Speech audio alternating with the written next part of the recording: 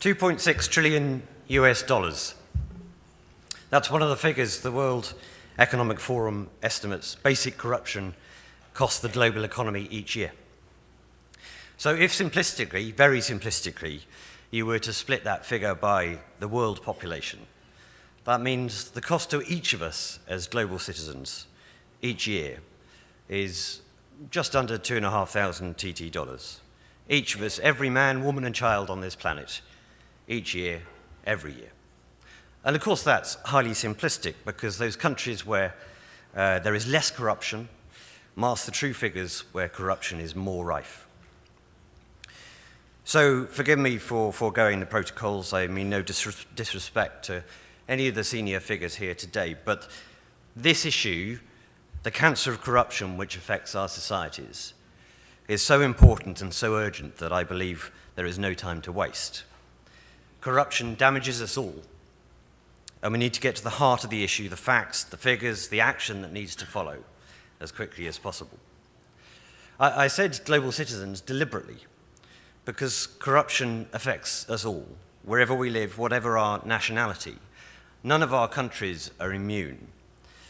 So I don't stand here to preach in any way. I stand here with humility. In Britain, we have suffered our fair share of corruption. Britain, Trinidad, Tobago, we're all islands, but transnational crime and corruption don't really see us that way. They don't respect our borders. And we don't want corruption crossing those geographical borders. I'm very clear, Britain, my country, does not want funds in the reputable financial centre, which is the City of London, if they are corrupt. So corruption runs counter to our shared human values. It rewards those who don't play by the rules. It creates a system of patronage where resources are shared by a small elite, while the majority are denied the benefits and proceeds of growth, which are rightfully theirs. But tackling corruption isn't just morally right, it's economically right too. Companies complicit in paying bribes find they face higher costs, or operating in an unpredictable environment sign contracts which then can't be honoured or completed. And services and people suffer, as we see. And the companies themselves face legal or reputational damage for being complicit in a corrupt system. Still more importantly, perhaps, over the long term, it's those societies which create and enforce transparent, stable rules which attract high-value investment. Investors are simply prepared to risk more of their money in those environments and those markets.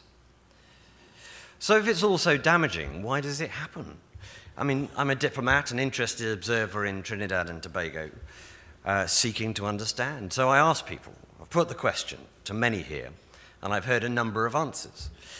Well, High Commissioner, it's just the way of doing business here. Okay, but not in other parts of the world.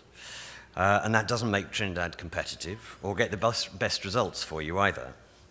The Antibribery Act in Britain, passed some years ago, means that in those circumstances, British companies can't and won't compete, and can't and won't do business here if they see corrupt practice. So you miss out on choice, the choice for quality goods and services. Trinidad and Tobago's global reputation suffers, and we each miss out on building closer links. I've also heard it's because of the oil and gas wealth. Well, times have been good, High Commissioner. So as long as there are trickle-down economics, the country's doing well, everyone benefits. So I'll be straight. I've lived in too many countries to believe in trickle-down economics. And what I've seen that curious phrase mean is usually there is a gush of benefits to a small elite, and no one else receives anything, which drives social inequality, social problems, crime. And if we believe in trickle-down economics, we kid ourselves, still more so when any country is facing economic challenges and it appears that God is temporarily not being a Trini. There's no gush, let alone a trickle. People suffer. So I've heard too that attempts to tackle the cancer of corruption have faltered in the face of accusations that such attempts are driven by politics or ethnicity. I hear it. I don't buy it. I know after 2 years here that politics are pretty lively. But it comes down to a simple principle. If you do wrong, you should be held to account. Your politics or your ethnicity are neither a cause of corruption nor a defense against it. If you've done wrong, you face the music. whatever your position, whatever your politics, whatever your beliefs. I've seen enough scandals and defensive moves in my own country to know that is the only path. So what's the answer? Well, I don't claim to have it, but I do see the need for an integrated, comprehensive approach to corruption. And wider experience, global experience, suggests 3 elements we need to pursue together to get results and see real change. First, as we've heard this morning from the Attorney General, governments have a significant role to play in tackling corruption by passing legislation and introducing measures for its enforcement. I've already mentioned the Bribery Act in Britain. It had significant impact. It means that any British company engaging in corrupt practice anywhere in the world is subject to prosecution in Britain. So I offer a handful of questions. What honest objection could there be to new procurement legislation in this country which seeks to hold officials to account and ensure they drive for value for money and accountability to the public of this country? What honest objection could there be to the introduction of whistleblower legislation, as long as it provides reasonable protection both to those who seek to speak out against corrupt practice and those against whom unfounded accusations might be made? And what honest objection could there be to resisting the introduction of measures like unexplained wealth orders, which simply require people to show how that wealth has been acquired? If you have nothing to hide, I see no honest reason to object. Second, there need to be in place measures to reduce the opportunity for corruption to take place, measures to tackle the enablers through strong institutions and regulation. I've been around the world enough to see where the strength of our democracies lies. It's not in free and fair elections, though those are important. Instead, I'd argue, as we've heard from others this morning, our democracies depend on the strength of our institutions. Things will go wrong. As people, we're prone to make mistakes, to be drawn to the easy win. We're all human. But it's how our institutions respond to this, to hold people to account, to investigate, to provide clarity. Those are the things that assure our democracies. The third element I see is the need for grassroots empowerment for citizens. I mentioned earlier how corruption has been explained away to me. And as I said, I don't yet buy any of the reasons. I still don't understand truly why people here put up with corruption as part of daily life. Where is the outrage? Where is the shame that should be felt by those caught abusing the system?